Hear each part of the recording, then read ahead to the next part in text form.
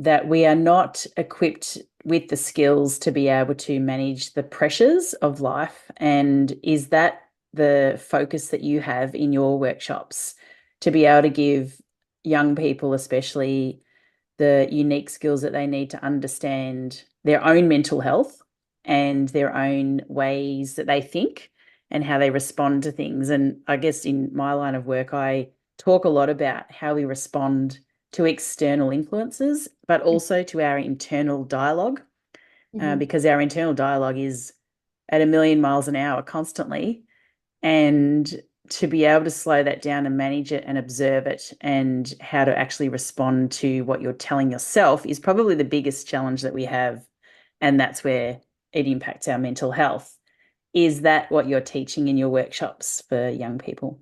We focus on equipping students with essential life skills. So this, it's very age appropriate. So for kindergartens, it's very much about identifying emotions and identifying who's a safe person to speak to, how to be a friend, how to work together in a team. And then we go all the way up into, looking at discussions of bullying and cyberbullying and cyber safety and social media and body image The and all. list is long, List is long, but it's unfortunately. because they are all connected, and it's important to understand that we have a big influence on our life. And I experienced this when I was in high school because social media was out when I was in year 7. We were all on Facebook. Instagram came out when I was in year 8. So for us, it's very much really understanding that it's not, we've got more influences on our well-being. Where are we consuming information?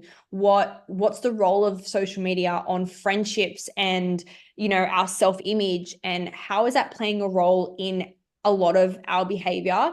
And I do believe that we all say, and you might agree with this, you look at something like this and you're like, oh, I wish that we had have had that in school. Like, I wish I had learned that when I was in school. And I think that's probably the underlying core concept, is that, I understand every single person I speak to, like, oh, I wish I had have had that in school, because we might have a little bit of, work. We might have someone come in that talks about mental health, or we might have someone that comes in, here and there about like, bullying.